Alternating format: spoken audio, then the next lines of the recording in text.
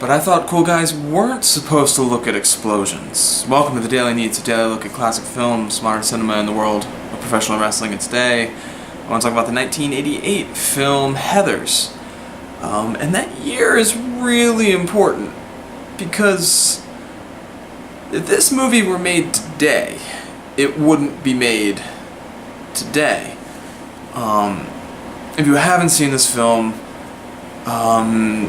Winona Ryder plays a girl named Veronica, whose three best friends are all named Heather, hence the title, and they're the popular kids in school, and she meets this guy named JD, and they, fall for each other, and she comes to the realization that she doesn't really like her friends, and wishes that they weren't in her life anymore. So of course, JD arranges their suicides. Yeah, a lot of guns in schools in this movie. In fact, JD's introduction, he fires 2 blanks into the faces of the football-playing bullies of the school.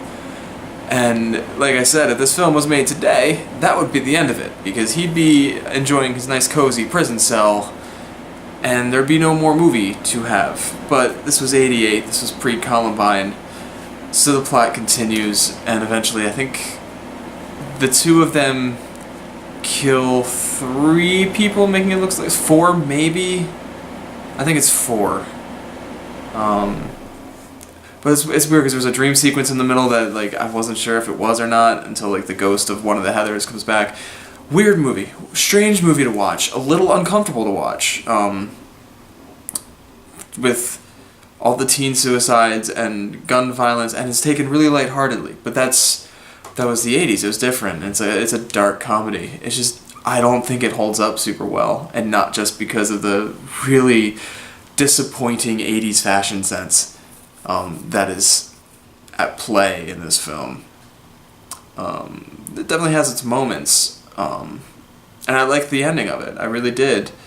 I'm usually not one for a sappy ending, but when the sappy ending involves a guy just strapping a bomb to his chest and be like, yeah, I guess I was wrong, and she lights a cigarette off of his exploding corpse, alright, I can take the sappy ending after that, finale. Spoilers for a 27-year-old film. 28 years old? Wow, I'm getting old. But yeah, I wish I could go back to the late 80s and watch it then. Not as an infant, but as an adult, just to see the different sensibilities and the culture. The other big thing was the treatment of homosexuals. There's none in the film that were blatant, but the discrimination and the hatred towards them that is seen as commonplace in the movie. And the stereotyping with the mineral water gag, and it's that's uncomfortable now as well, especially considering some recent events. So a lot of the sensibilities don't hold up, but I wonder how I'd feel about it, if I was 30 years older and watched the movie in the 80s. But that's, the kind of thing I can't know. I can only view it through the lens of 2016, which I think damages the film a little bit.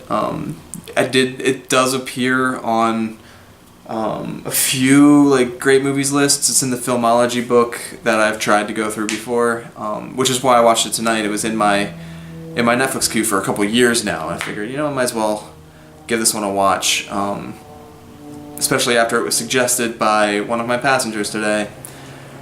Should I be worried that that passenger was a sophomore in high school? Maybe. I'll keep an eye out in some local learning institutions for some mysterious suicides. She did say it was one of her favorite movies. But I'll give her the benefit of the doubt for the time being. Yeah, I should probably be worried that that's how that was suggested to me. Okay, that's all I gotta say about Heathers. How do I want to put this? A great movie, marred by, current sensibilities, I think.